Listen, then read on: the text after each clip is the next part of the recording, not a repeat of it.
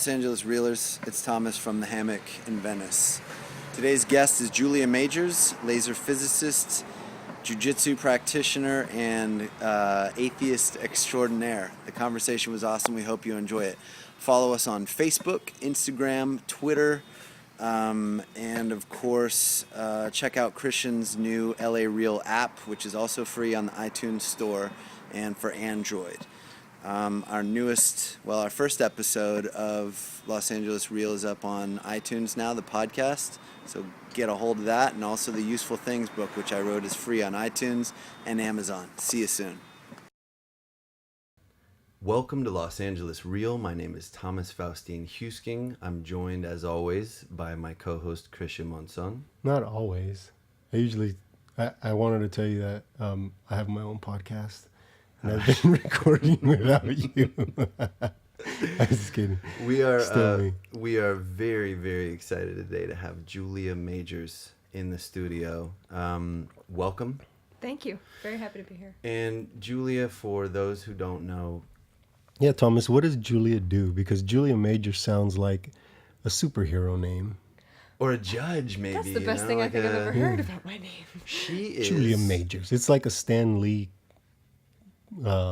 creation. Yeah, like a comic book. So I can get a costume now? Yeah, I would. Your job sounds like a comic book job. Laser physicist. So by day. By day, exactly, by day. So tell everybody, us included, and this is going to be tremendously exciting for you, because you're going to have to tell mere mortals what the fuck it is that you do. Oh, we are all mere mortals in this game. I am a graduate student in physics, so I'm in the process of earning my doctorate PhD in physics at the University of California in Irvine. And I'm hopefully about a year away from that. And my concentration, as you said, is in lasers and optics, and using those lasers to develop tools to study very, very small and very, very fast chemical processes. So fundamental physics, fundamental chemistry, all put together. At the molecular level. At the single molecule level, yes. Wow. What? How? Okay. That's like my bottling. There's so much to go, so many directions to go. How did you get started on that path? Well, the physics in general path probably started in about high school. I really liked chemistry in high school. I liked the fact that you could mix two clear liquids together and get a pink foam out of it, and all these kind of things. I had a chemistry set when I was a kid, and I was always encouraged to build things, take things apart, and I liked chemistry a lot. And then I realized in high school, when I took my first physics class, that chemistry is actually just a bunch of rules and exceptions to the rule, and that physics was really where the meat was. That was the good stuff. Oh, okay. So I found physics and really liked it. I had, unfortunately, a pretty terrible class in high school, and wasn't really encouraged to delve into things. But luckily, my father, who is a physicist, he never pushed me towards it. He was always very good about letting me find my way and what I liked, but was always there if I wanted to do things and find things out. And so I went to college and majored in physics, and that's where I got to learn the really cool stuff.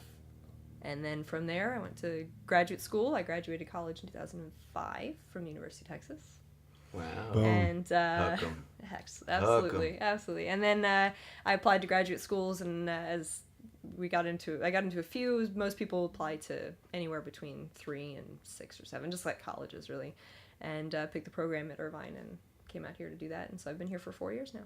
So wait a second, you kind of had one up on everyone else, that whenever you had a question regarding physics, you could be like, Dad, what's going on here? I did, and I didn't take advantage enough of that. I mean, my father was always trying to get me, not necessarily physics, but always trying to get me to ask questions, and was teaching me things from more of a fundamental level than I wanted. I would ask him a question, and he'd have to kind of step back 5 steps to lead me up into it. Yeah. Is he still in the game?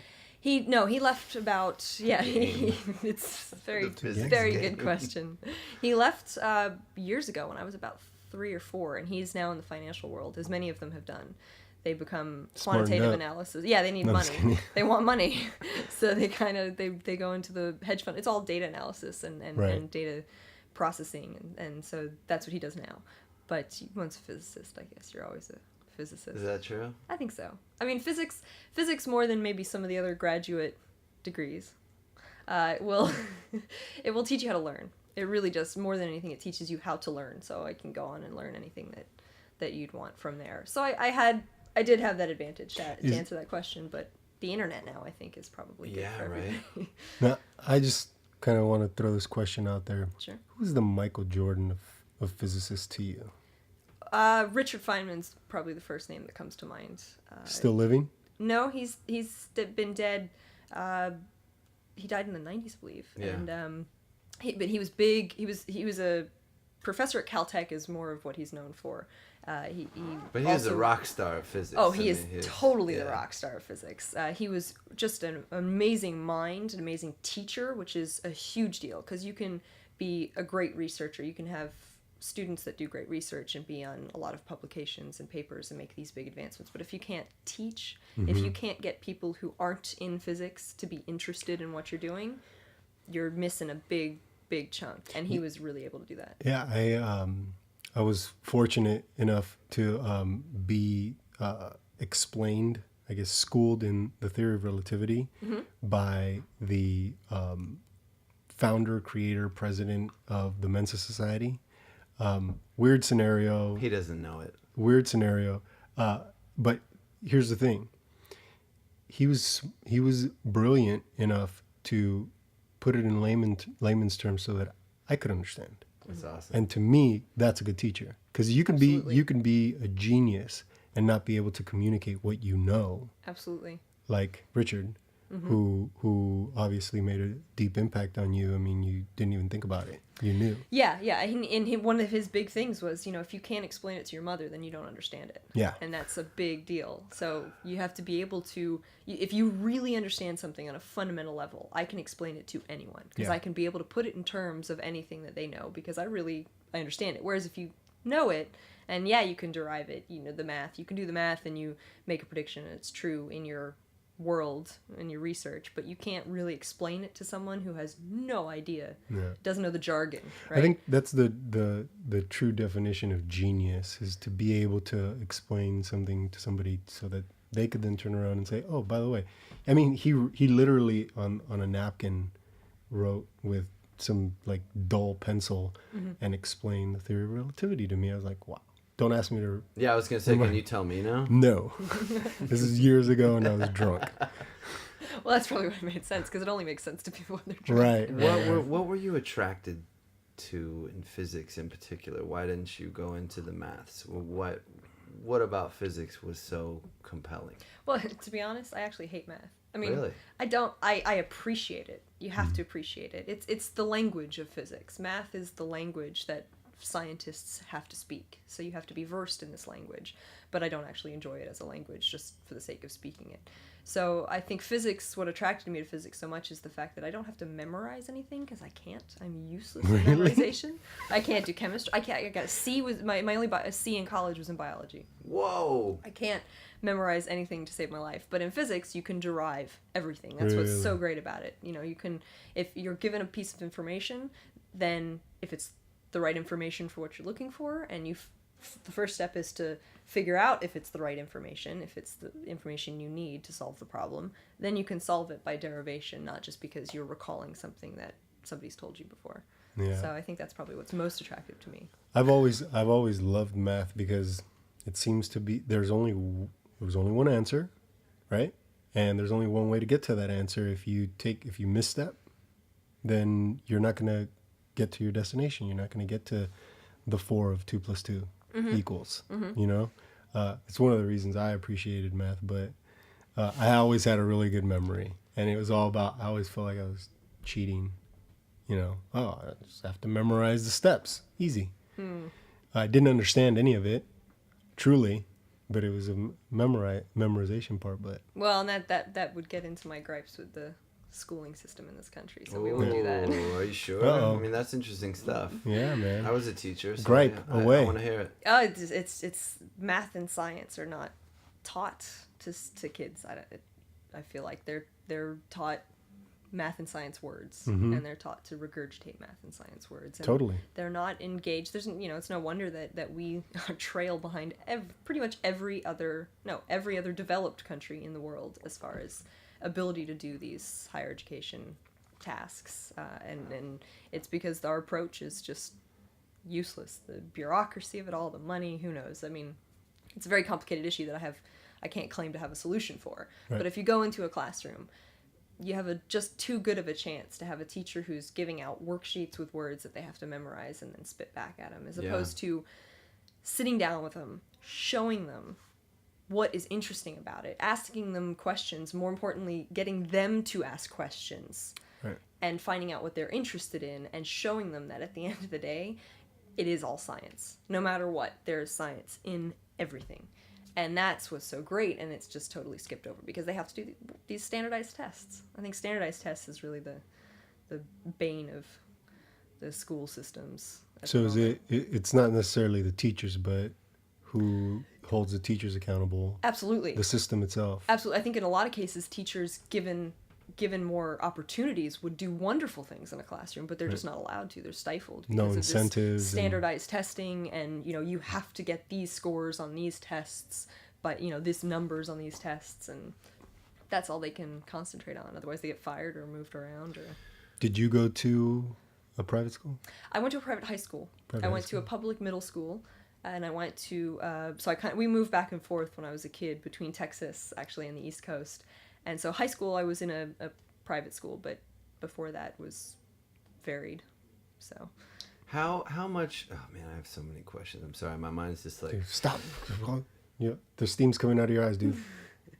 Yeah. All right, good. How about the path to laser physics? I mean, do you have to spend enough time in Newtonian physics and then get into, okay, I've got that down. Now we're going to theoretical physics, and now we move to, I mean, what's the progression there? So in college, if you're declared a physics major, then there are 4 or 5 pretty fundamental classes you have to take, and you end up actually repeating those classes in graduate school. They're just much more complicated, but it's the same fundamental classes. But from there, what you actually do, as far as me being a laser physicist, is just what you're interested in. It's the research that you would like to do. So when I was an undergrad, I actually found a professor that I really enjoyed his class. He taught me electricity and magnetism, my first electricity and magnetism class, and it was a great class. And Magnetic. and he was Electric. Exactly, it was. He was the kind of teacher that he walked in. He had a class Really? of 100. And I was just gonna skip over it. Just let it go. It was electrifying. Christian is the Eric Estrada of podcast hosts, for the record. But go ahead. So the classic story, had this teacher that's inspiring and he's great, and he walked in, he knew 120 kids by name on the first day just by memorizing So all the pictures. And so he would call on someone, he'd know the fraction of a second before you'd lose your kind of train of thought or you'd lose your attention, and he'd bring you back. And so I loved the class, and I went to him, I walked up to his class and I said, look, can I work in your lab? I'll sweep the floors, whatever, just let me work in your lab. And that's kind of how it works for anyone in physics, is usually towards the end of your undergrad, you try to find a lab you can do some menial work in just to be around it and just kind of get a sense of it.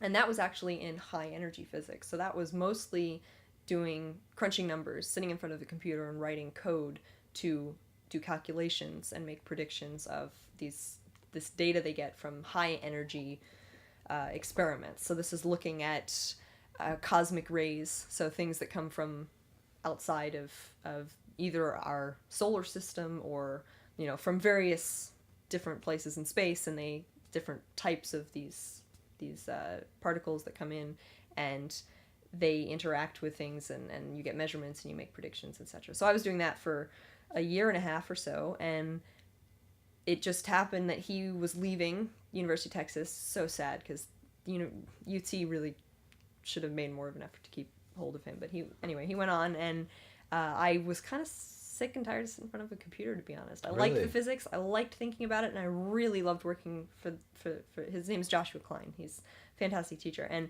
but I really wanted to build something with my hands. And so at that point, there was another professor who was willing to let me work in his lab as an undergraduate, and he did more of the laser physics kind of stuff. And so I was building things on these big optical tables. Now we're talking. Lenses and mirrors. Oh yeah, it was a lot of fun. And so that's where I really got Was into that it. like when you just hold a magnifying glass up and like burn ants? Is that like Oh, I've been doing basically that like for laser? decades at that point. But yeah, essentially. So I burned myself with the laser more times than What I'd kind like of to. lasers are we talking about? And you and I briefly were talking about practical applications of Mm-hmm. lasers. Talk about that. We're talking about cosmetics and all kinds of lasers are used in everything. That's what you said. Yes, they're used in so many different things. But maybe I should backtrack a little bit Yeah. and point out what makes lasers so unique and different and why they are so applicable. Lasers. Yeah, so I don't Give know. it to us. So can I ask you guys a question then? Yes. what's Okay. up? So Nice. what We get a question. No one asked ever of us. asked us anything. That's Nobody great. cares about us. Right. So do you know, and do you have any inkling or interest in what the difference between a laser and a light bulb is? You know, your regular incandescent light bulb. I would say that a laser is a concentrated beam of photons Yes? Yeah. Yeah. that you can control. The light from a light bulb, I think, just is what would you say? It isn't focused on anything. Absolutely just- right, yeah. yeah. Yeah. So you've got the right ideas. Oh, I'm and glad you answered that too. Nice one. we've got all these fancy terms sometimes to use we say disperse light. Disperse. There you go. Yeah. That was exactly the word that I was looking for. So light from a light bulb, you heat, in most cases you're heating a filament, you're heating a piece of metal, or you're heating a gas, and by heating it, all the little atoms or molecules in there get excited, and when they get excited, then they give off light. Right. So a laser is unique because as you said, you're controlling either the atoms or the molecules that is producing the light, and you're controlling exactly how excited it is, and when it will give off the light, so when it will relax back to that lower energy state to give you light, and what direction it will give you light. And so the when and the direction are also what make it very important. And so you have all of these light rays, and they're waves, as you may or may not know. Light is both a wave and a I particle. am familiar with such ideas. There you go, wave-particle duality. And so these waves then are all lined up on top of each other, and so we call that coherent. So it means that all the little peaks of the wave are all at the same point, and all the little troughs of the wave are all also at the same point. And so that gives you a very directed, very singular, I should say, monochromatic is the big word, so it's just one energy of light. So when you shine a laser pointer, that dot is a dot here, and it's this ideally pretty much the same size dot down the room when you shine it at Right. the room. So that is that focused kind of idea. So it's just this very straight beam of light. And so The when and the direction. yeah, and the energy. And so different atoms, different molecules, and the way that you control them will give you those different energies. So you can have a green laser, a red laser, pretty much any color you can think of, but it will be one color. And that is a huge importance because then you can use it for a very specific application. So if you want to talk cosmetics, then you need a very particular type, a very particular energy to blast away, I don't know, hair follicles Right. or fat molecules or any of that. Whereas if you want to do You might want to look into that. yeah, and I was gonna say anything, but but if you want to do cataract surgery on an eyeball, then you also need to be able to only attack the right parts of the eye and not affect the other ones. How is that calibrated? Who can figure that out? I mean, what A do lot they of use time, to a lot of test? money, a lot of people. Is that what it is? Yeah, so you have to understand what it is that you're trying to excite. And so resonance is a huge part of how lasers are used. And that just means, are you hitting the right energy of the natural processes of what you're looking at? So it's like when you're on a swing and you want to pump to go higher on the swing, you have to pump at the right point in the swing, right? You Right. can't just move your legs at any point. You have to do it always near that top. And that means you're on resonance. And so you're pumping at the right point in the energy of you swinging back and forth. And so that's what a laser does for cataract surgery, is the energy that's going into your eye is resonant with these proteins that have solidified, but they're not resonant with the nice retina or the good parts of your eye. Does frequency have anything to do with? That's the same thing. Yeah, absolutely. Yeah. Frequency is the word to say, what is the energy? Right. Synonymous with energy. Could lasers have been developed without quantum physics? Could No. Newtonian physics have ever got us this far? I mean, No, lasers work because of quantum mechanics. okay, Absolutely. quantum Yeah. mechanics. Yeah, it's the. I could say the same word. thing. Yeah, Okay. quantum physics, same thing. All right. Absolutely. I like quantum mechanics. Just because I'm agreeing with you. It's because It's a good thing. Thomas and I, we have to be on opposite sides Yeah, of the spectrum. contrarian. Oh, I see. It's If nice he's to on have that people side who- of the frequency, then I have to be on this side. It's I'm just the so anti. much. I'm the anti-frequency. It's so Out much of to wrap phase. my head around right now. I just so you're. I remember something on the website on the CASTL. Could you plug Castle. that real quick? Sure. So that's called chemistry at the space-time limit. At the space-time limit. And I'm sure I'm sure that they would. It's an love to know acronym, that right? It is. Scientists love their acronyms. yeah, Yeah. for real. Everything is an acronym. in science. Spectroscopy, and there's what's the tip apex. First of all, your description of what you do has a lot of terms in there. I don't that even. Yeah, I don't even remember. How what long it is a right now. femtosecond? A femtosecond. So a femtosecond is if you put a point and then 15 zeros and a 1, actually 14 zeros and a 1, that would be a femtosecond. So it's a, let's see, that's 15. So it's a millionth of a billionth of a second. Now, how Whoa. a millionth of a billionth of a second? What about a nanosecond? How? Nanosecond is a billionth of a second. So it's a nanosecond is bigger than Yes. a femtosecond. Yes. So your specific work deals with plasmons, and I remember tip apex, and which I was like, is that redundant? But it's not, because it's definitely within your field. And just talk about what your description means, because Okay. there's too much unfamiliar shit in there. Okay, so this chemistry at the space time. This is your tax dollars at work. Right. So the Oh shit. the National Science Foundation has given my advisor, my professor, and a few other professors that work on these similar projects a bunch of money. Like $60 jillion are we talking about? It's Kajillion. 20 billion. Oh, sorry, 20 billion. No, 20 million. 20 Oh, million. okay. $20 million over 5 years. So, but this goes into many different experiments, not just mine by any means. That's not even that much So- money. That's like that's like a quarter of a film. It's and that's the sad thing. That's fucked That's up. a lot of Yeah, money that's for us. sad. I know. It's very sad. 20 million is a lot of money. 20 for- million over 5 years, split between Jesus. 7 or 8 or 10. You have to look at the website, but I however many bet professors. I don't mean to interrupt. Go on. No. So this is our center. This is the center for Castle. the Castle chemistry at the space time limit. So what I more specifically do is look at using these lasers to excite plasmons, and a plasmon is essentially a wave of electrons that sit on a metal. So metals are a little unique in the reason that they conduct electricity is because when you have a bulk metal, you have lots of metal atoms together, the outermost electron will just kind of sit on the surface. All the outermost electrons sit on the surface, and they call it a sea, a Fermi sea, and they act just like an ocean wave. And so if you hit them with a laser at the right energy and the right direction, so you match the right conditions, then all the electrons that are sitting on the surface will have a wave excited on them. And so you excite this wave that will propagate along the surface of the metal. Is it like dropping a stone in a pond? Yeah.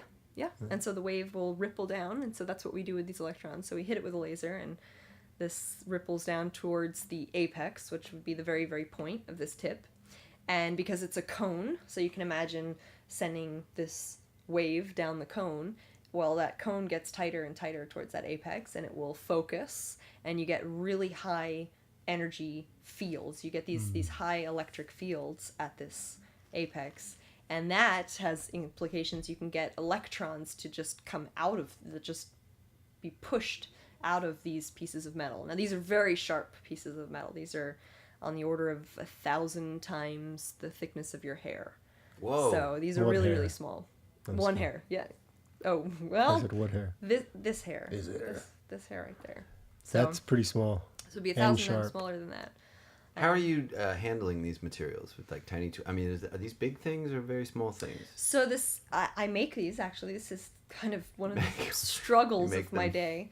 I take a little piece of silver wire that's 0.5 millimeter across, and I put it in one of a few solutions, either acidic or basic solution, and you put a little voltage across it, and it will etch. So you just let it sit there, and it etches to a point. Wow. This solution, this is the chemistry, and then we take it into a big fancy electron microscope, and I can actually further etch with ions. So they take gallium atoms, and they strip the outermost electron off, so it makes it positively charged. It's like sharpening a pencil.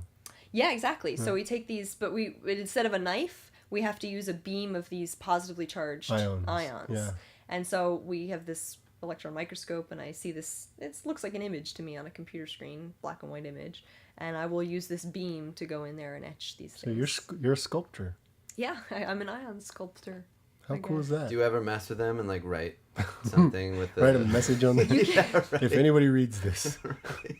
You can write, I mean... Julia was here. Technically, I should start signing them, shouldn't I? I should start putting my initials in them. That's a great idea. Tagging it. You're tagging all that shit. Then nobody can claim that they made them, right. so it's mine, yeah. And this is tedious? Does this take like hours? Or, I mean, how... Take us through a day. Take us through a laser physicist day. Yeah, and end with what you do with that. Okay. Sharp. Metal. Yeah. Like what's the end product for ultimately? So maybe a week is a little better because the day-to-day can get pretty monotonous. But a week. So my average week. Nice. Aside from my the few hours a day I get to myself for my extracurricular activities. Oh, we'll talk about those too. Don't worry. I will go into lab, and depending on the current problem of the week, right? So all this sounds like ideal. So you make these sharp tips, and then you shine a laser, and then it propagates, and you get these high fields, and you get these electrons. But your laser breaks, and you got to sit for 2 months sitting in front of this thing, messing with these mirrors that are yay big, and you got to make it work just right, and then your laser's working and it's great, and then your vacuum pump breaks, and then you have to fix your vacuum pump, and then who's making these products? Apple? We are the people that make G-RAID hard drives. Right, exactly. Well, but this is the thing, right? So your computer works great. Do you know how many years of graduate student slavery went into making these things? Yeah, I guess as that's just true. You turn a button on. It took thousands of hours of graduate students slaving away of like trying this and that and the other that wasn't quite right. So that's kind of my day-to-day, week-to-week is getting everything in line, and then I run the experiment. So when everything's good, then I have this laser. We have these big optical tables, and we love bringing high school kids in because they don't really know how this stuff is done, and these just look so cool.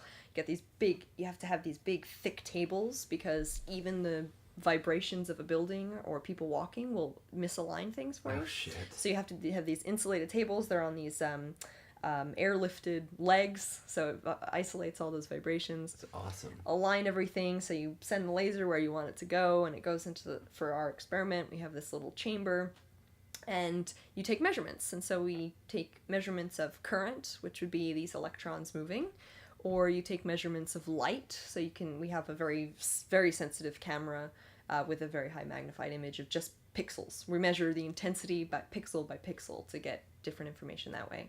And so I'm taking data. That would be ideal. So everything's working great. I press go on a little software program that we've written to take our data the way we want it to take. And then, so we take this data, and then we go back to our program to analyze it and make conclusions and fit it to math and to these mathematical equations, and then learn by the fits and by what the data tells us what the mechanisms are. So at the end of the day, we're trying to understand these mechanisms and to kind of give the absolute, like, okay, what the heck are we doing this for? So the elevator speech. So that we can get Oregon Trail Part 2. Yes. I don't know what is that. You don't know Oregon You never Trail? played the Oregon Trail? Oh, you've been deprived. Dude. Yeah, for real. Oh, I'm sorry, you have Mexicans. dysentery. We worry about what are we gonna eat. 5,000 pounds of buffalo, but can only carry 10. Oh man, I guess you had to play the Oregon Trail, Yeah, dude. Sorry. Look into that.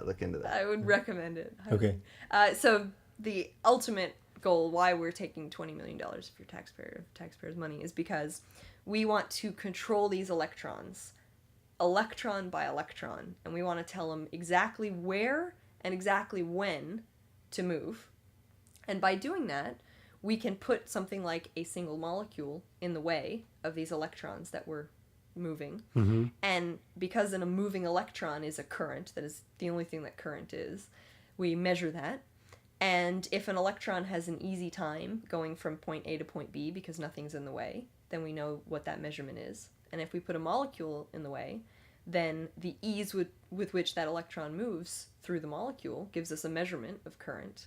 And you can essentially image a molecule. So you can take an image of a single molecule, not like, I mean, they look exactly like your chemistry textbooks in high school, middle school, with those diagrams, the Lewis diagrams, and like all the bonds and things. Oh, yeah. So IBM has actually, you can look it up online, IBM has come out with some really beautiful images of I think it's is it a benzene ring? Or a pentacene, which is a few rings together, and you just see the structure just like it would be in your textbook, but that is an image of the molecule. So what we try to do with these lasers, these very fast, these pulse lasers, by telling the electron not only to go and make this measurement, but when to go, then you can get a start and stop time, and it's like having a shutter speed on a camera. So instead of getting an image, you get a movie.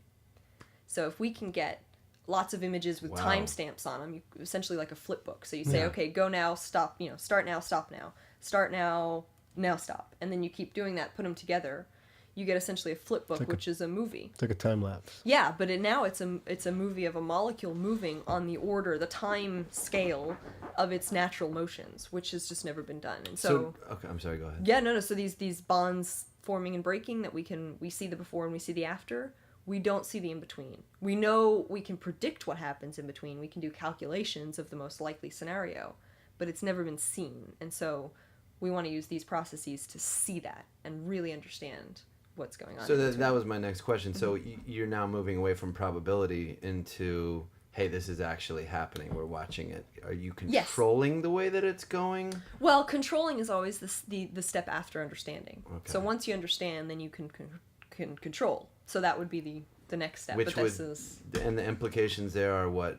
Further advancements in nanotechnology, or I mean, how? It's so broad, it's almost not known. So you can do things like, there's a big problem with solar energy right now and understanding these processes because the efficiency is so low. So the reason that we don't have solar panels on every car or every house is because the cost of a solar panel versus the actual efficiency, how well it can grab the sunlight and turn it into electricity, is not very good yet. And if we can, that has to do with the electrons and how they move. So if we can better understand exactly how, why, when, what conditions these electrons will move from point A to point B, then we can look at creating materials to better capture the sunlight. I was going to say, are the materials that they're using now, are those sort of primitive compared to what they could be, or is it just the best that we have so far? I wouldn't say they're primitive. I think the ways in which they're being used are primitive only because we're just trying to build information. We have to build the knowledge to create materials in the right conditions to collect the energy that we want. And there's a lot of money going into that now, which is great. So I mean, this all sounds really exciting and innovative, but I mean, what else in your field, like, what's your holy grail? What is it about what you're doing now? I mean, you sound excited. You seem passionate. What else? Tell us about, like, these. Give us information that we don't know, man. We don't know any of this, for the record. Well, LA Real is gonna world premiere your thesis. No.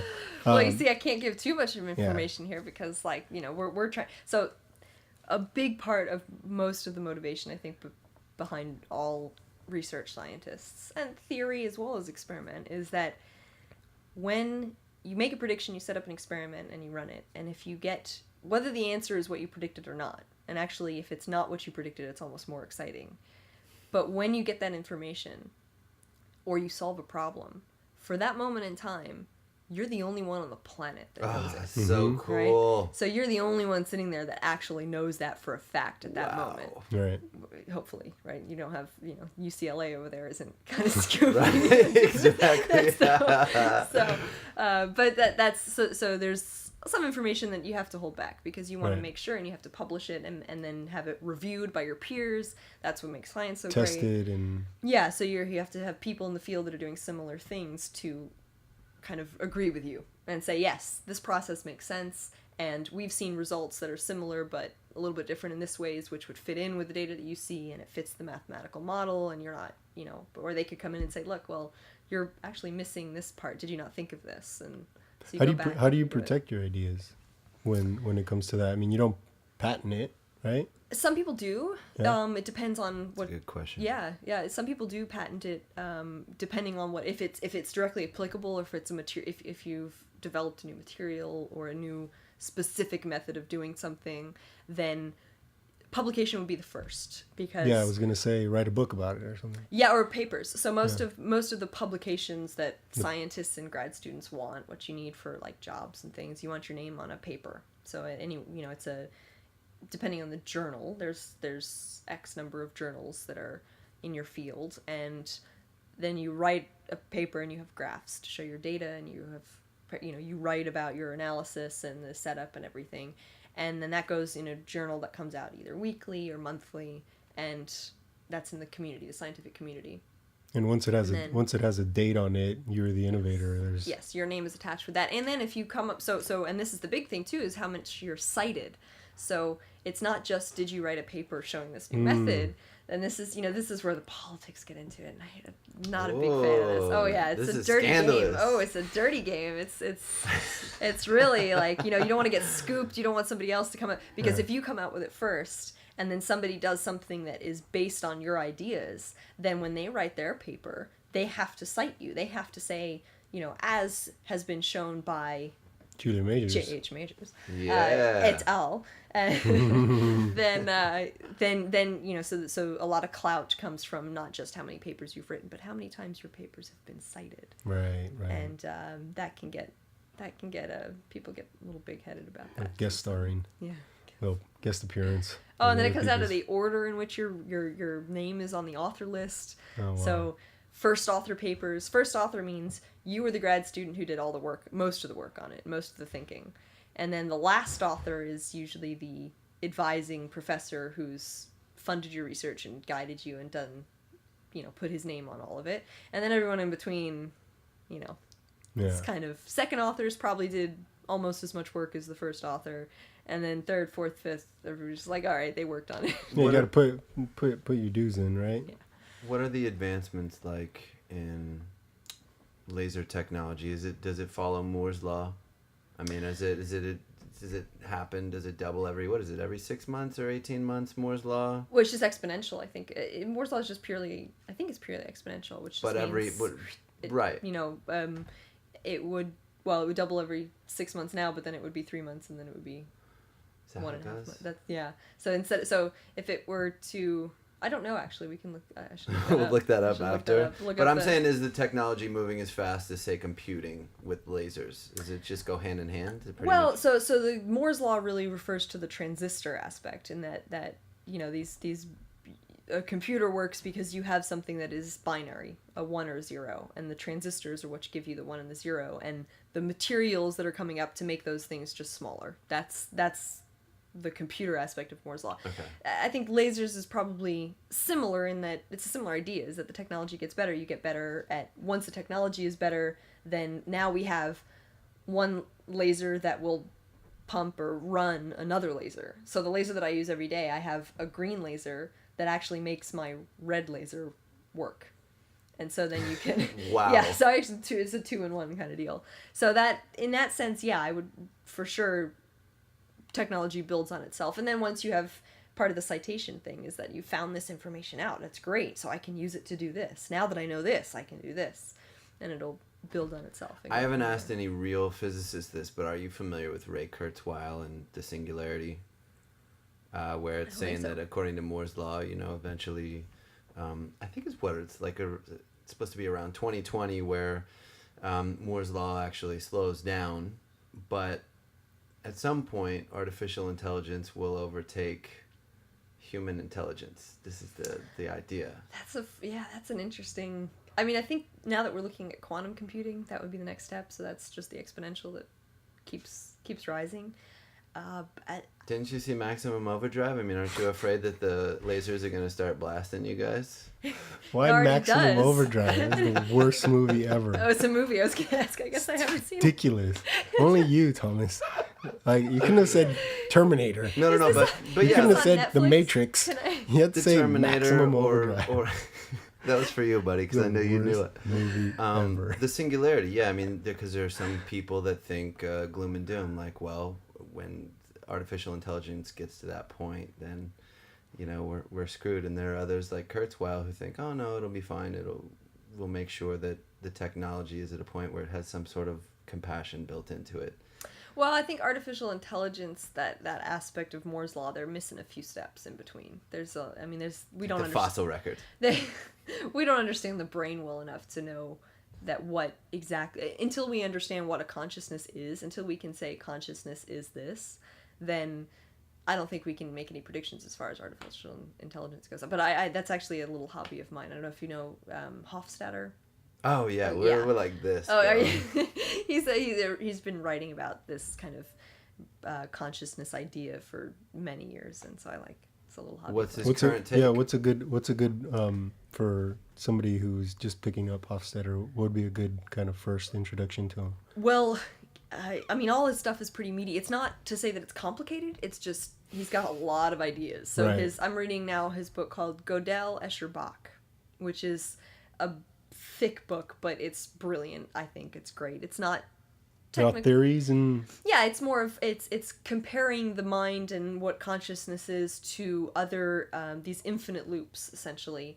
And I think I'm oversimplifying his book. Thank you. Fine. Really You need appreciate to- it. Tremendous. Well, no, I mean, I'm Please do. mostly because I don't understand myself a lot of it.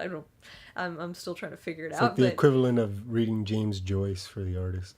yeah, it's a good book actually. The portrait I saw that up there in your collection. Good collection. The Portrait of the Artist, Young Man. You have that? Somewhere over there. He's Uh, never read it. Oh, No, definitely not. I saw the movie. looks good on your shelf though. Looks great. Yeah, it's pretty. Right? So are you familiar with Escher at all? MC Yeah, Escher paintings? absolutely. So you know the hand that draws itself? Yeah. Mm-hmm. So that's kind of this infinite loop idea. So this consciousness it's a feedback system, right? It's your ability to put yourself in the situation, and then your next move is based on the information that you read. So this happens in computing a lot too, this object-oriented kind of thing. Whatever the output of the program is, part of that output feeds back into the input. And so it builds on itself by being this loop. And so You're taking my noodle. it's Hofstadter does this to me. I'm like, I would Jesus. recommend the book. I can't even go farther than that, only because it's Say the name of the book again. Gödel, Escher, Bach. Boom. Are those three names? Those are three Escher, names. Gödel is a Johann. mathematician.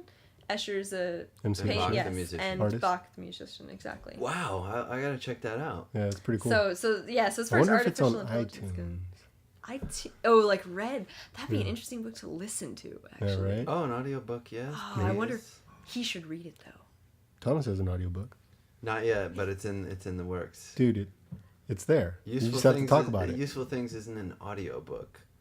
It's not an audiobook yet. It is. It's just not published yet as an audiobook. I look Right. forward to I'm it. just forward thinking here. I'm in. I'm trying to push him out the nest. I'm just kidding. I'm just getting started on these questions about laser physics, but we should also talk about, just for time purposes, what you do outside of that. You also train a little bit of mixed martial arts. I do. Do you play golf? I do not. I'm sorry. Golf is the one thing. If I need a nap, I'll watch it, but that's about I hope I don't Atta girl. insult You somebody. can talk to me about mixed martial arts. Don't you? He's gonna take a nap real quick. Yeah, so I've been doing Brazilian Jiu-Jitsu for, So awesome. well, on and off, unfortunately, for injuries and trying to get a PhD. Apparently it's hard to do. Yeah. I started about 6 years ago in Austin. Actually, I started in Austin, and then with that came Muay Thai. So I do the Muay Thai as well, and MMA I've done a little. It's essentially just those two together, but a little bit rougher. But I mostly stick with the Jiu-Jitsu and the Muay Thai. What do you separately. like about jiu-jitsu? Oh, the mind, the thinking aspect of it. It's a Really? it's all mechanics. It's the mechanics of the body, which Yeah. I'm just obsessed with. So, It's combinations. Yeah. Interesting how that metaphor plays into what you do. Yeah, I think, and there's a surprising number of graduate students and physicists who will do Brazilian Jiu-Jitsu just because of that. It's like they call it chess for the body. It's a You know, Yeah. You're always Of course. thinking a few steps ahead, but it's very mechanical as well. So I love the fact that as a maybe smaller person in jiu-jitsu, and not too many women do jiu-jitsu, unfortunately, but I am able to mostly defend myself against a 250-pound guy. Or the tickle monster. Or, well... Because it's a real thing. No, but that's cool. Where do you train? In Irvine? No, I train at Ace Jiu-Jitsu in Fountain Valley. So that's it's near me. It's pretty near. It's a great school. We've have one of the instructors at the school is now the second time world championship. He just won last weekend, double gold at the Mundials, the world jiu-jitsu competition. What weight by class? Weight class? Ultra Yeah, I was about heavyweight. to say. Ultra Heavyweight. Ultra heavyweight black belt. So he's he's 6'6" or something. So what's your belt? Or do you? I'm go a by blue that? belt. You're a blue belt. Yes, I'm a blue belt. There's 5 belts, so I'm the second of 5. Wow. Okay. And so ultimately, you want to be a black belt. Yes, I would. I think when I graduate and when I want to settle myself in a way that I can spend a lot more focus on it. But unfortunately, I just don't have the time. Do you watch UFC or? Not so much anymore. I used to, but it's become so sensationalized. And you're not trying to beat anybody up. You just want to know that you could defend yourself in an aggravated situation. If somebody were to, God forbid, attack you, you'd be able to fend them off and defend yourself against them, right? Yeah, I think in that situation, what I've really learned, and my other instructor, or one of my other instructors, Tim Cartmel, who's just a really incredible teacher in all of this, and the biggest thing that I've learned is the best way to defend yourself is to do whatever you have to do to run away. Yeah. I'm not in any position to stand there and, I'm a badass. I can fight any guy. No way. I know now. So why not take track? I did in high school, actually. I did track in high school. But I think I like it just for the physicality of it. Yeah, for sure. No. Yeah. And what do you like about Muay Thai?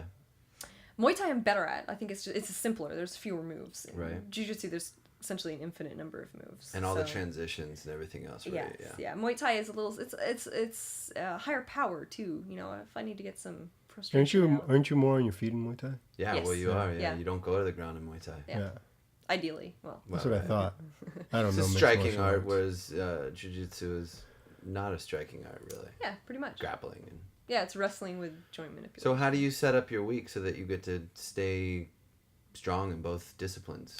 Well, the nicest thing I think about graduate school, which most people say, is that although you have to work 60 plus hours a week, you work those hours essentially when you want. So you make your own schedule. So some people who just work better at 2 a.m. will set up their schedule so they're working at 2 a.m. And some people who work better at 6 a.m. will work at 6 a.m. So you set up your schedule, and I will do jiu-jitsu a few times a week. I try to do it a few times a week. They have a morning and an evening class, so whatever's working best for me that week. And I run most mornings. I'm an early morning person, so I pretty much run every day and keep up with that and go to the gym. We have a great gym at UCI, I have to say. You lift weights? I do. Yep. They just did an So- episode of Arrested Development at UCI, didn't they?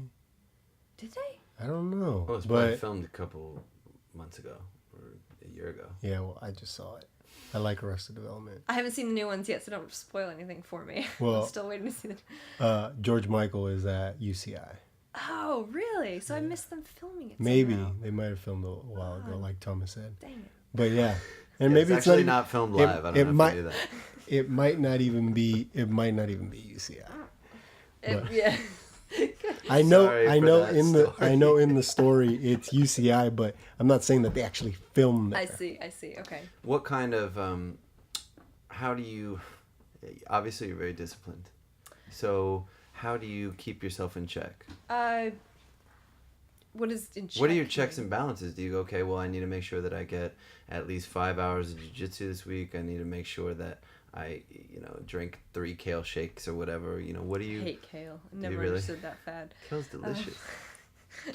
It's not a fad, all right? The internet's a fad. Spinach is where The it's at. internet's a fad. Don't talk to him. It'll pass. So what do you do to... How do you stay disciplined? I mean, you got so much going on. How do you... Well, Balance it all. Right now, my priority number 1 is this PhD and finishing and getting my research to work, and especially now that I'm trying to see the end and get out, that has to be priority number 1. And then once that's taken care of as far as a per day or per week thing, then I love the physicality type of things, or physical type of things that I do, so jujitsu and stuff. So if I'm able to take time away to do that, then I am going to. It's not a matter of discipline. I love doing it, so I'm gonna make every effort to do it. Everything else, just there isn't really much else, I guess. I mean, I have friends. I have lovely friends, and I will see them as often as I can. We have Irvine is such a boring town, though. Is it really? How dare you? Nobody thinks it's exciting. Everything else outside of Irvine is great. What about the mayor of Irvine? He probably thinks it's pretty exciting. great. He or she. Yes. The I don't cops of Irvine think it's pretty good too, I'm sure. Yeah. But yeah, so we have Newport Beach, and I go surfing, and that's fun. Oh, Longboard? surfing, huh? I have a fun board actually, 7-6. So Okay. yeah, if I can do dawn patrol, do some surfing, even a little jujitsu, and get into lab around 11 in the morning. You work are till so 8, 9. awesome. Do you feel that? I can't complain, right? As terrible as things my might God. be, that might be that's just... Do you feel that maintaining that balance and feeding that other creative side of you helps your studies and your fulfilling this goal of your PhD and innovating ideas in your field? Like, is that necessary for you? I think it's essential. Yeah. I think people have to find whatever it is that keeps them sane and balanced, as you say. I mean, you have to, even as much as I hate TV, I'll usually go to the internet and like Netflix or something, but sometimes your brain is Hulu. just in overdrive, and you have to just shut down and watch a couple hours of what was that movie you were talking about before? Maximum Maximum Overdrive? Overdrive. I'll look Don't that even one waste up. your time. I need Horrible production value. I need Doesn't the toaster attack him or Oh something? my God. It's pretty amazing. Oh wow, that sounds fantastic. Yeah, you don't need that. So you have to find whatever it is that keeps you balanced and keeps you sane, because you can very easily get sucked in. There's a million movies out there. What movies do you like? Oh gosh, there's a bunch of them. So, I love The Matrix. Okay, I love The Matrix. it's a good one. The first one. I love First how you one's good. asked her what she loves, and then you're like, here's Well, what I I'm love. filling space. I'm filling space. So then that would lead to It's hard to do that though, because pretty much everything's just empty space. true. Booyah. It is Oh true. yeah.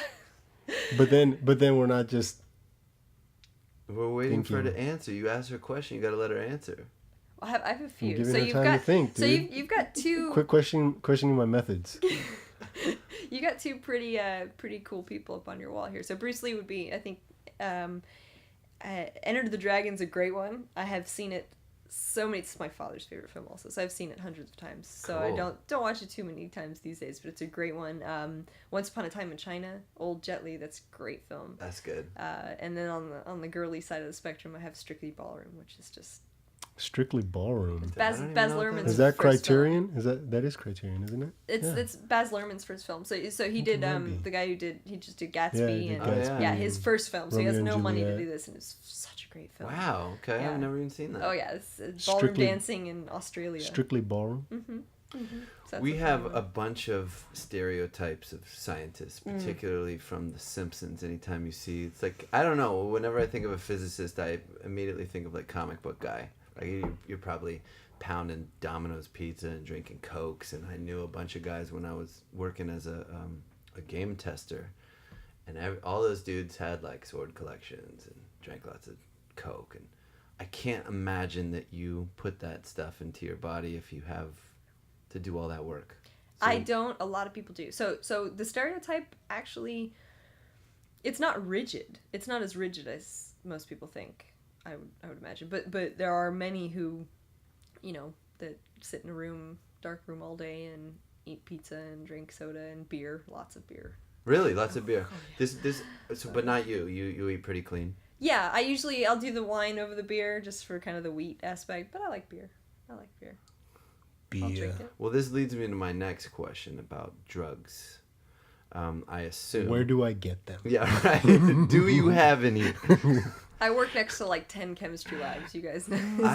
I assume that there are a lot of students taking performance-enhancing drugs. We'll call them nootropics, smart drugs, and that ranges from Adderall to Provigil, modafinil, stuff that we talked about, that anti-narcoleptic.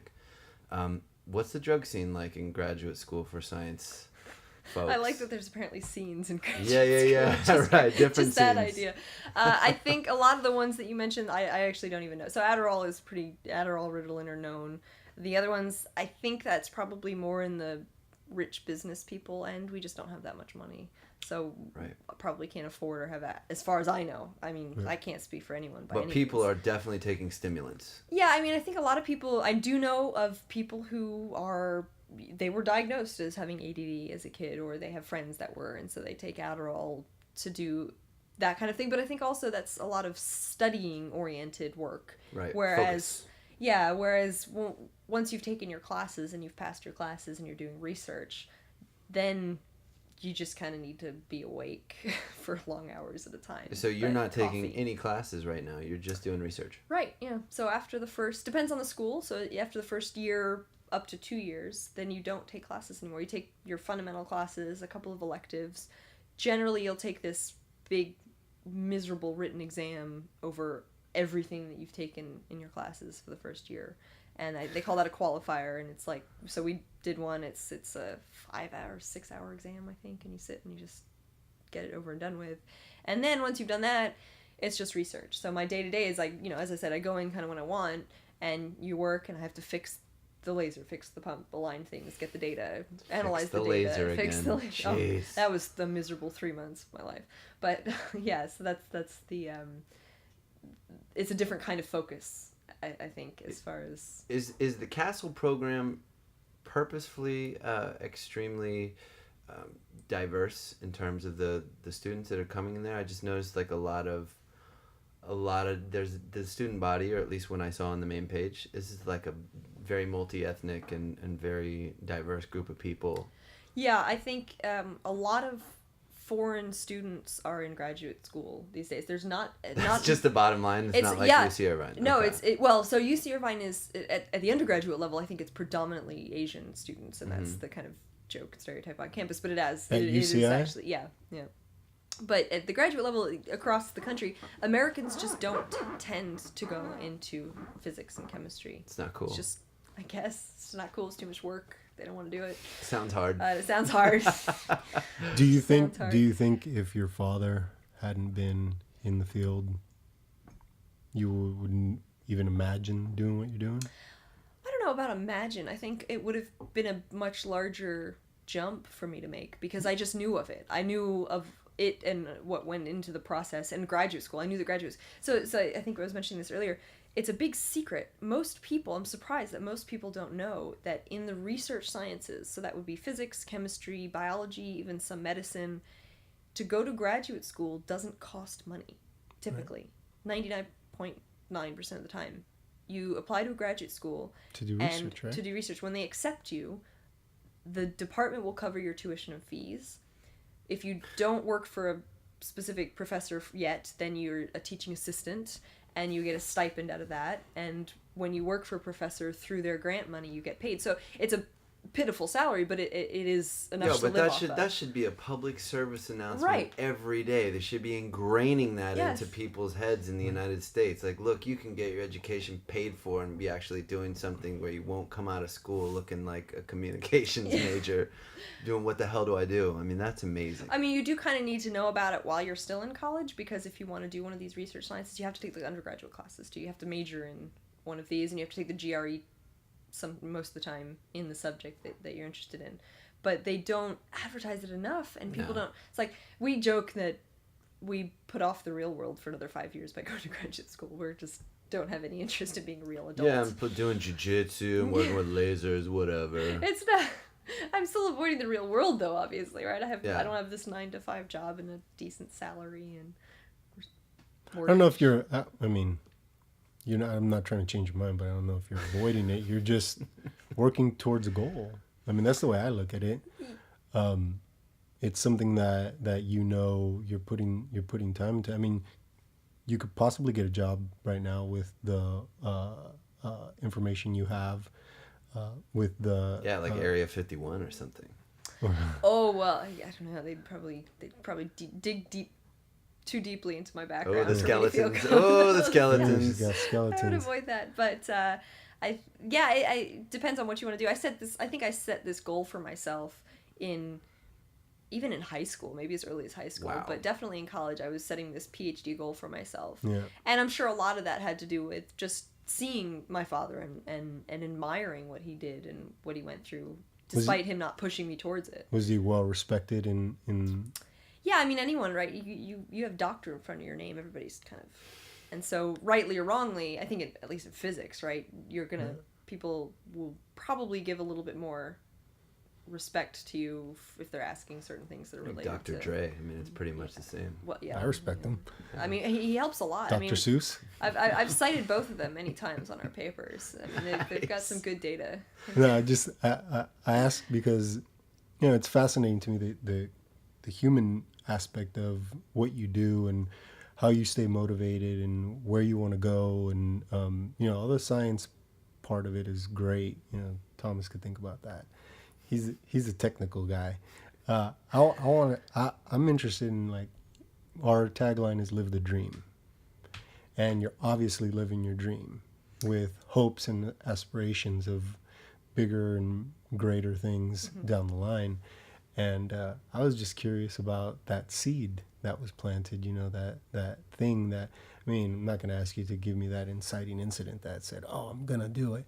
You know, because obviously, like, being in Joshua Kelly's class, or Klein. Joshua Klein's class really was an inspiration to you, you know, and that was all part of your development to lead to where you're at now. Yeah, I love taking that exam. I remember that final exam because I loved taking it. And that was definitely an inspiration. I think the more goal, living the dream aspect, my dream has changed a lot. But because I've worked so hard and for so long at this particular goal that I set for myself, I kind of feel like I can't not finish now, especially now. I've got about a year left. No way. Wow. I've got to finish now. That's great. But as far as what I want to do with it afterwards, that has changed and morphed many different times. Well, what is it right now? This is exciting. What's it going to be? Honestly, I think I am... Perfect world. Unfortunately, I'm so burnt out that I know that when I graduate, I need to take a couple years off. I'm not... A couple years? Yeah. Wow. I think a lot of... So a lot of my friends and colleagues, they get jobs as soon as they graduate. I had a number of friends graduate last year, and they got fantastic jobs, either up in Portland, there's a number of companies up there, or around here, nanotech, that kind of thing, and they're making great salaries, which is part of the dream, right? You get this PhD and you kind of you got a minimum that you're gonna get. Hell yeah. And that's nice. And I would like to do that. I think I would like to settle into either a smaller company that develops lasers for, I don't know, insert application here, but How about teleportation? Yeah. they're working on that. Yeah. I think they're getting a little closer, maybe. But I heard. Sorry, I won't. Go ahead. No, it was. I think I'm just gonna probably travel for a couple years. Good for you. Do That's so awesome. The WOOF program, that's caught my eye. Do you know about the Worldwide Opportunities in Organic Farming? I almost don't want to advertise it because it's so fantastic. Well, I don't know, but his ears just. That's amazeballs. Don't know that one. Oh, you do now. Okay. Is that? I should start saying that. Amazeballs? You don't have to. I heard it from a girl who's like 19, so I probably shouldn't even be saying it. Well, that's what I'd be like. I like to look more like that. I think the WOOF program is one that I think pretty much every country in the world that you'd want to go to has such a program called WOOF, and it will pair volunteers, such as myself, with an organic farm that needs volunteers, and in exchange for food and board, you work for them. Wow. So that's probably, pack Hopefully, some things in a backpack and yeah. do that for a couple of years, and then I'll come back and then I'll settle into either small industry, see what, it's a risk because in this industry... How will you stay current? Exactly. That's a big risk. And I know that I have enough interest in it that I will probably, I'll keep up with You'll read the and journals in between catching waves and Yes. planting corn and shit. Pretty much. Okay. But I don't know if I'm going to be able to convince somebody at a company that I've been doing that. But we'll see. It's a risk I'm willing to take at this point. I have to clear my mind. That's really exciting. Wow. Teleportation. Okay, I'll jot it down. Just to reiterate. I'll jot it down. I was gonna say something before, and I just. Well, I wanted to cut myself one off, final but- thing. I know we're sort of getting tight on time, but I wanted to ask Got a you. good 10 minutes. I like to ask every science-based thinker, where do you stand spiritually? So that's a great question. I'm glad you asked that, and I don't like the word, but I am an atheist. I don't like the word for maybe some of the reasons that Sam Harris has been pretty vocal about. Oh, Sam Harris fan. Welcome. Oh, definitely big fan. Yeah, me too.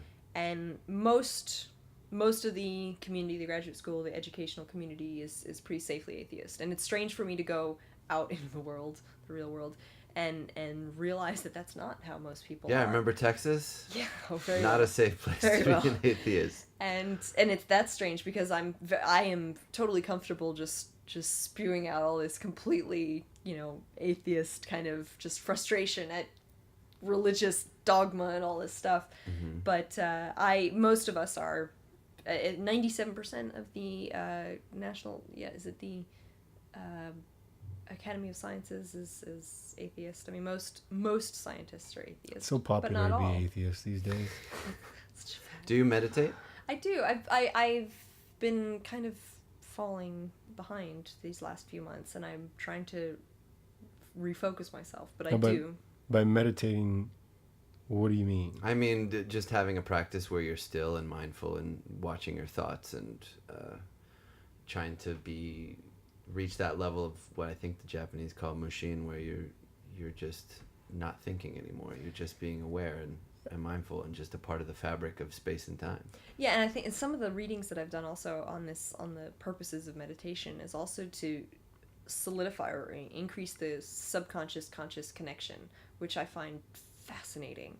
And this consciousness, as I think I said, it's like kind of a hobby of mine, thinking about it, it's just incredible because at the end of the day, it's my brain that's controlling everything. And if I get a cut on my hand, then my brain is what's controlling the healing of that process, but I have no awareness of it going on.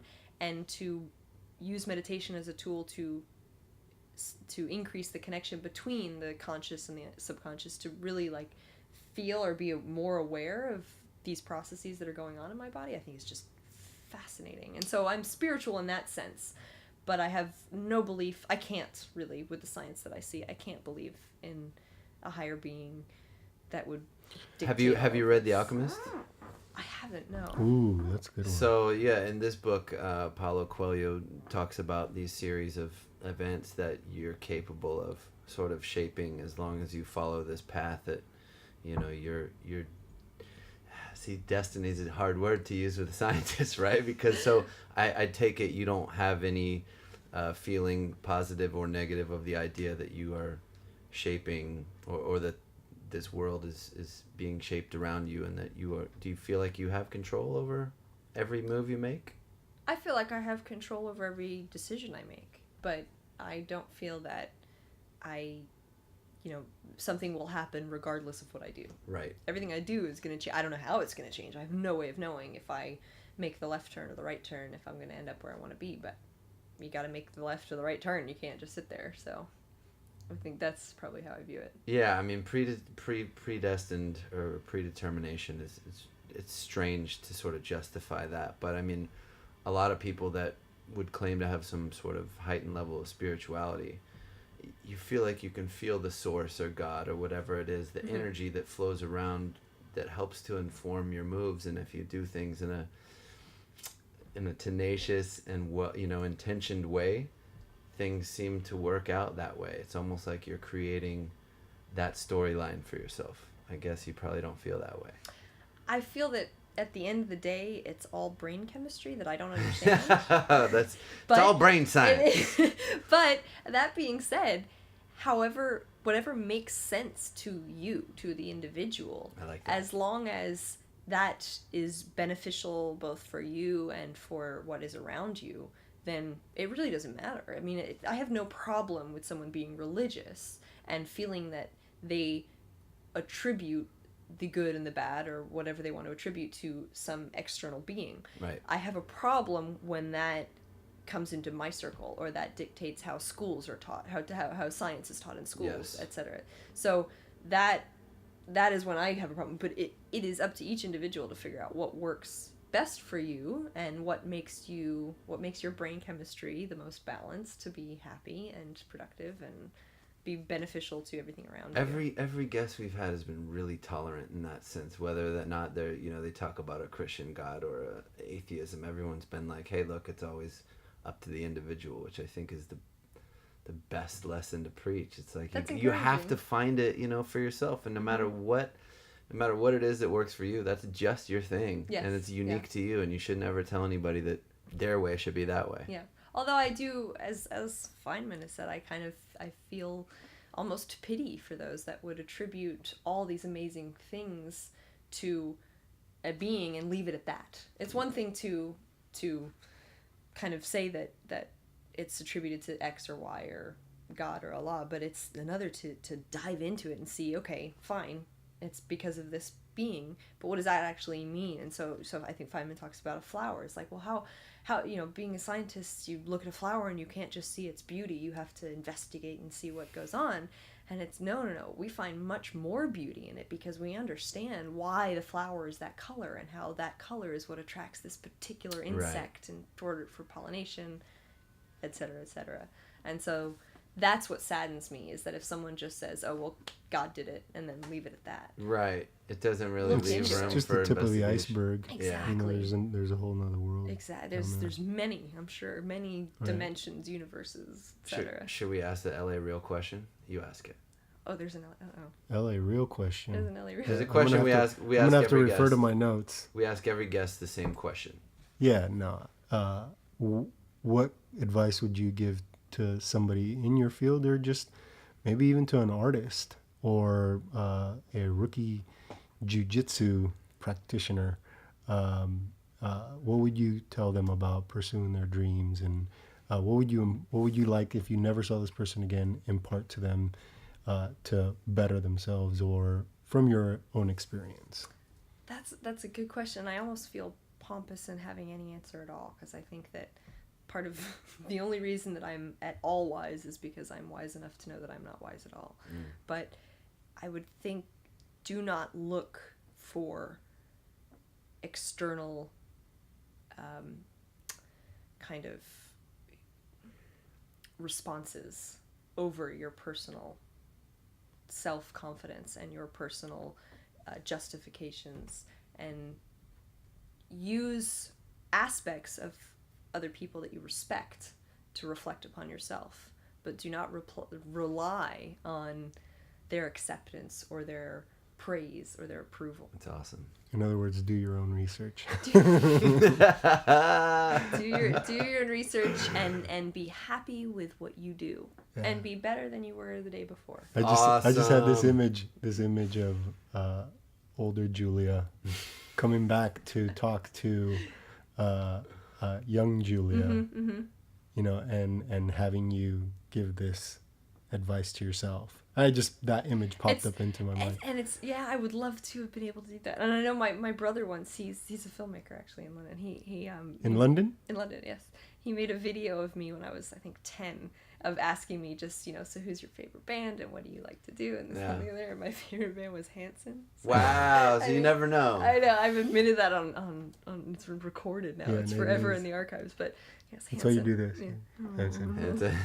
Hanson. Well, it's been so awesome having you here. Thank you so much for coming. And do you wanna plug any of your stuff? Now's the time. Let me plug. You know what I will plug is the Optical Society of America and our students. So I'm the student chapter president of the Optical Society of America, our chapter at UCI. And the reason I'll plug it is because we're now starting to do a lot of outreach. So we try to teach kids at the Boys and Girls Club about optics and science and what makes it so cool. And that was why I had this little DVD, because Oh yeah, are you gonna show us something? I was gonna show. Well, just so you see all the colors in there. Yeah.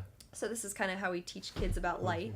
And can you can see colors. See all the colors? Right. So what this is, because all the information on a DVD or CD is stored in grooves, well, what that does is it takes the light from a light bulb here, it looks yellow or white, and that color of light is actually made up of lots of other colors of light put together. A spectrum. And this grating here is kind of a spectrometer, so it splits up all those colors, and that's why you can see all the different colors of the rainbow. And so in the OSA, in our outreach program, we have little spectrometers that we make. So you take a piece of a CD and you put it in a box and you can shine a little light on it, and we teach the kids that. So if you have any opportunities or desires for us to come and teach kids, really any age range up to high school from 6 on up, then we are happy. We're looking for more opportunities to do this outreach and teach kids and get them interested in science. Or adults. Adults too, absolutely. I would never. Thank you for bringing that up. Yeah, I would never say no to. I guarantee you, most adults don't know anything about that. And I would love to teach them, but the kids is where we really get them, right? There Get you them all. go. Up Yeah, get 'em young. So that would be the only plug I would have. I think. Thank you so much for coming on the show. This has been awesome and eye-opening. And What about your Instagram? No. My cat is only interesting to very few people. Oh, your cat. So. All right, fair enough. Any parting words? Other than Thank you so love you? much for sharing your time. Really cool. I mean, you broke down so many aspects of the stereotype that isn't there of laser physicists. Well, thank you. Really appreciate you coming out and getting real with Los Angeles Real. Thank you for having me. All right, we'll see you soon. Actually, when you finish whatever project you're working on next, you should come back and talk about how dope it is. Can I come back in a year with my PhD, my hood? Yeah. The hooding When you ceremony? graduate, Yeah. come back and not a day before. All right. All right. All right. Sounds good. Thank you. Thank you. Thank you so much.